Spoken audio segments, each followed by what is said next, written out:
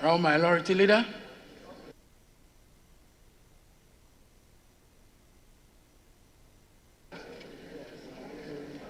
Chairman, it is my distinct honor to rise to second this motion ably moved by my respected colleague, Dr. Kesil Atoba Forson. But before I second this motion, before I second this motion, under the rules of this House, which secondment requires that there should be no need for remarks or debate, I shall address some preliminary matters. Before, Mr. Speaker, Mr. Chairman, this House is an independent constitutional body. The mandate given to us to elect a speaker is engraved in the provisions of the Constitution, in particular, Article 95 of the Constitution. The Speaker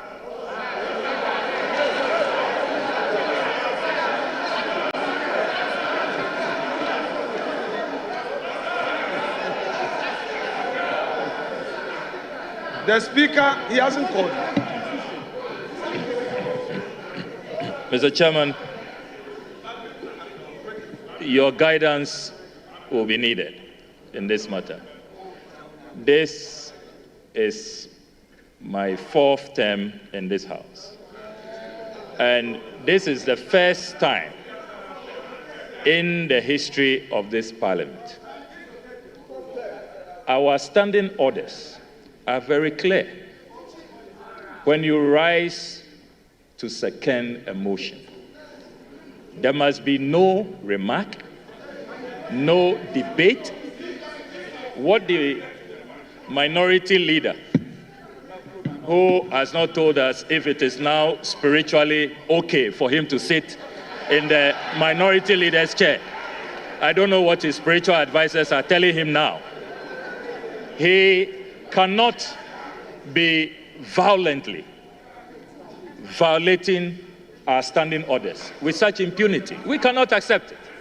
So, Mr. Chairman, please, we invite you to ensure that this solemn occasion proceeds with respect for our Constitution and the standing orders of the House. If you have some, you call it preliminary remarks, you can do that out of the confines of the motion and secondment. You are minority leader. You are well within your right to make your preliminary remarks after. You cannot be violating our standing orders. Please, let's be careful the precedent we set. This is so bizarre. It's never been seen in this House. So, respected minority leader, please. And, Chair, I'm getting the impression that the clerk is allowing the minority leader to dictate the pace. Please, let's see your authority. We will not accept this. Thank you. Thank you. Thank you, honorable members. Mr. Chairman, Mr. Chairman.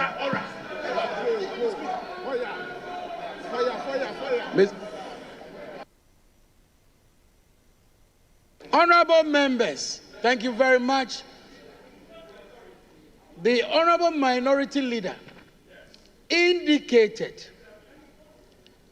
that he is aware of the rules of engagement regarding seconding the motion nominating the speaker. That should be without debate or remarks. And I believe the honorable minority leader will do exactly so. Honorable minority leader, you may proceed without debate or remarks. Honorable minority leader, You have the floor. Please proceed. Mr. Speaker, I do not want to take issues with my respected colleague, Honorable Ablakwa. I will always want to respect his views. But I love debate, and I would want us to go into the issues. I kept quiet. You are impatient. I kept quiet for you. Let's have some decorum. Mr. Chairman, my practice at the bar is always a guide for me. I said I have a preliminary matter to raise. In law, Mr. Ablakwa, you pay attention. This is a matter of law. This is a matter of law. This is a matter of law. Law, pay attention. When Mr.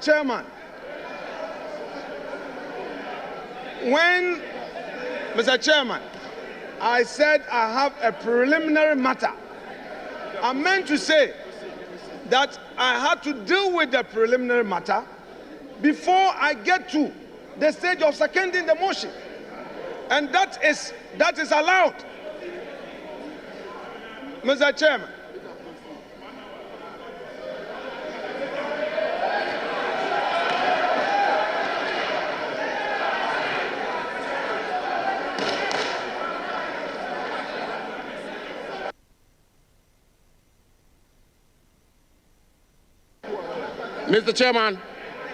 Mr. Chairman, this house is a house of rules and procedures. Mr. Chairman, before I proceed, let me put on record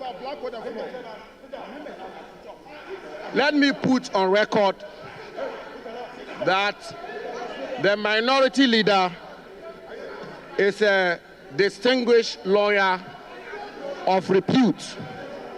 And indeed, Mr. Chairman, I will refer the House to the rules of this House, and specifically to Order 8, Rule 4.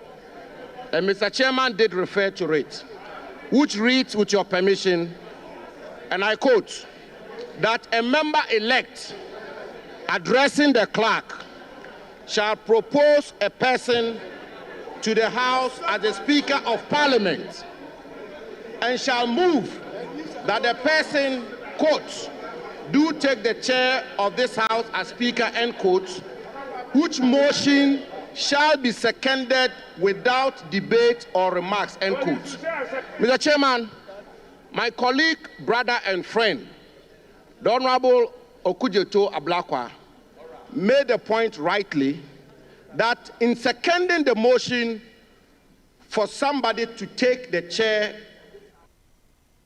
one is not entitled to make remarks or debate. But Mr. Chairman, we all heard the venerable, distinguished, astute lawyer, minority leader, Honorable Afenyo-Markin, loud and clear. Mr. Chairman, he said, and I quote him, before I second the motion, and end quote, before I second the motion. Mr. Chairman, he had not seconded the motion. And he did go a step further, Mr. Chairman, he did go a step further to say, before I second the motion, I would like to make some preliminary points. And so, Mr. Chairman, I will pardon my friend and brother, the Honorable Okujeto Ablakwa. He is not a lawyer. And therefore, by a basic rule, Mr. Chairman, by a basic rule or canon of interpretation, even a layperson will appreciate that the distinguished minority leader is yet to second the motion, and therefore he's entitled to make the preliminary points he sought to make. So let the minority leader make those points. Thank you very much. Thank you, honorable members. Thank you, honorable members. Honorable members, we shall proceed with seconding of the motion. And honorable minority leader, please proceed. Brevity is the rules of the game. Mr. Chairman,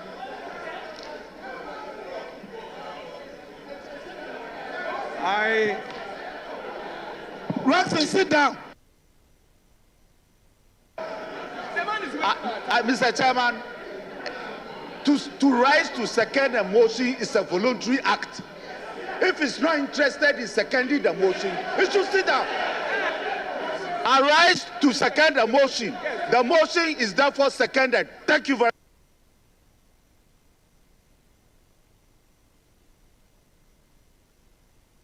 No. Which one? You are not sure.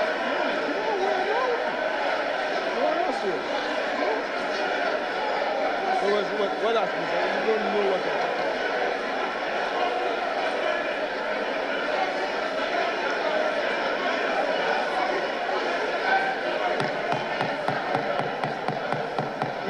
Mr. Chairman.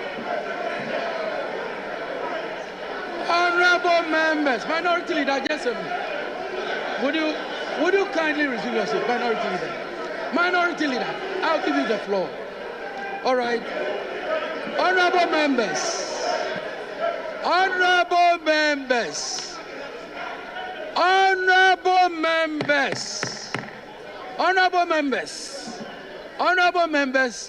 the honorable minority leader was on the floor before the other honorable member interjected.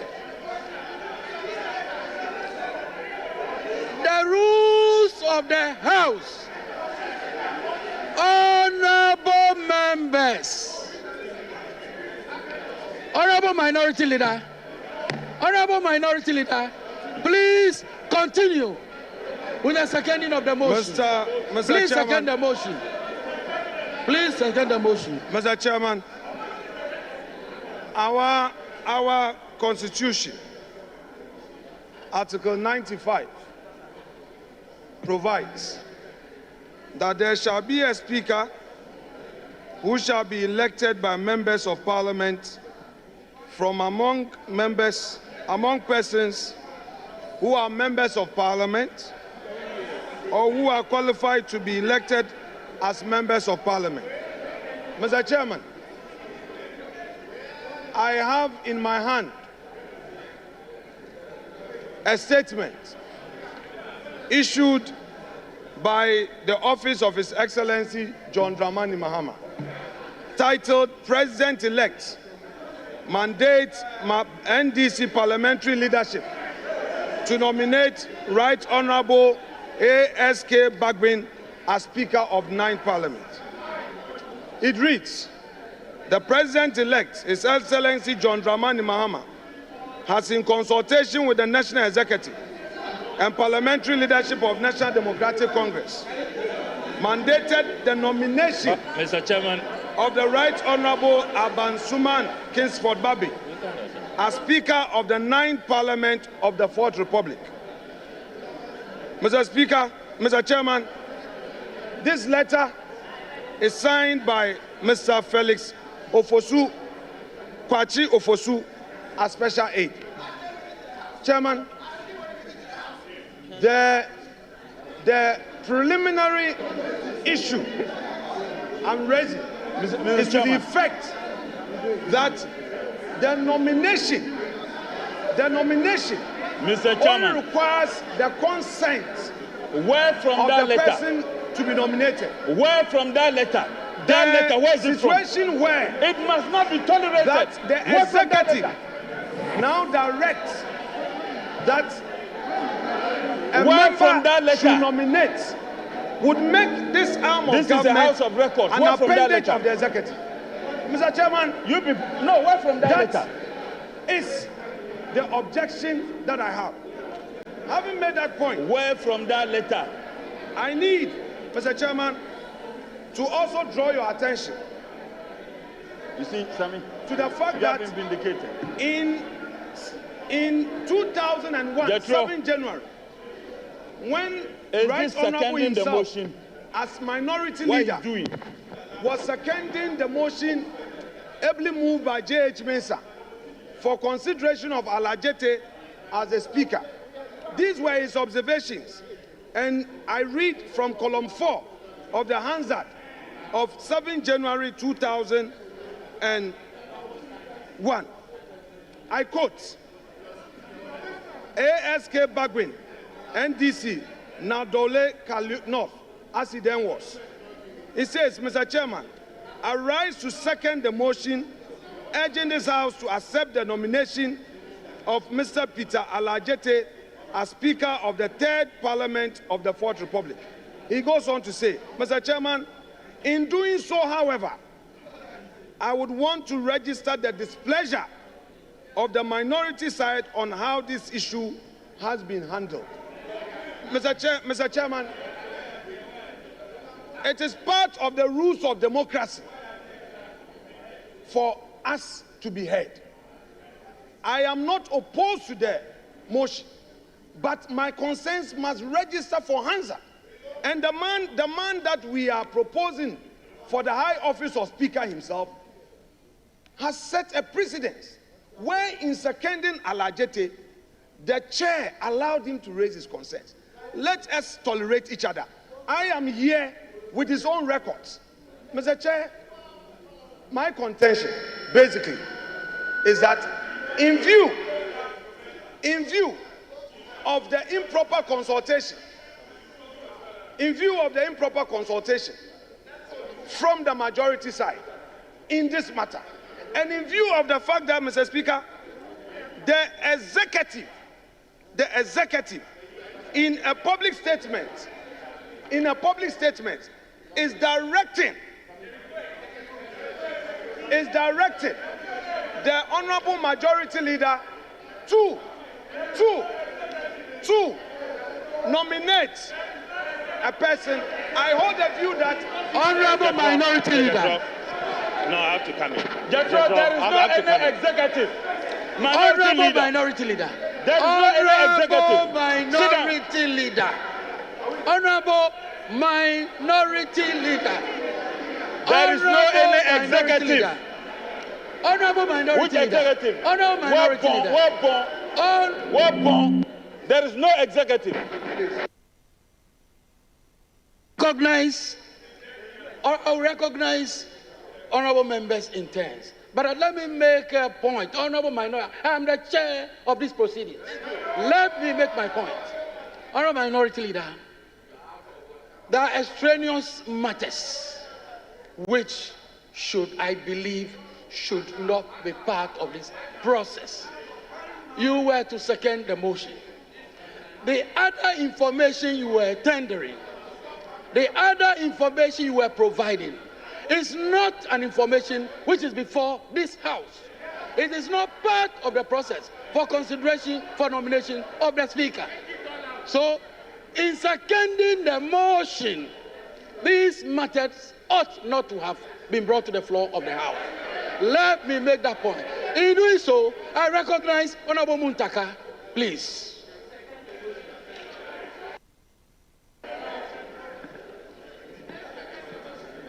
Thank you, Mr. Chair. The Chair, ordinarily, I would not have reason to speak. But because we have rules, and you have a leader grossly abusing it, I need to draw his attention. Aside Order 7, I want to refer the minority leader to our standing orders 11510. And in 11510, it says, and I read, under rules of debate, and I read, a member seconding the motion or an amendment shall state, Mr. or Madam Speaker, I beg to second the motion or amendment, except that this may be without limiting the right of the member to speak later at a later stage within the debate. Most importantly, Mr. Chair, 11, it says, a mover of a motion or amendment may speak in support of the motion, but subject to these orders, no further, and that's where the emphasis is, no further debate is allowed until the motion or amendment has been seconded. So while you are saying, yes, it's within your right as a member, and even when you go to order 8, after seconding and the motion is taken, before the speaker is called to take the chair, the standing order allows a member to get up and make other comments before that chair. So all we are saying is that in what you are doing, you are abusing the rules. You can second the motion, let the motion pass. If you have something to say, you get up and you cut the out of the chair, and then you'll be allowed to speak. So with this, you are abusing our rules, and we need to draw your attention. Thank you very much, Mr. Chair.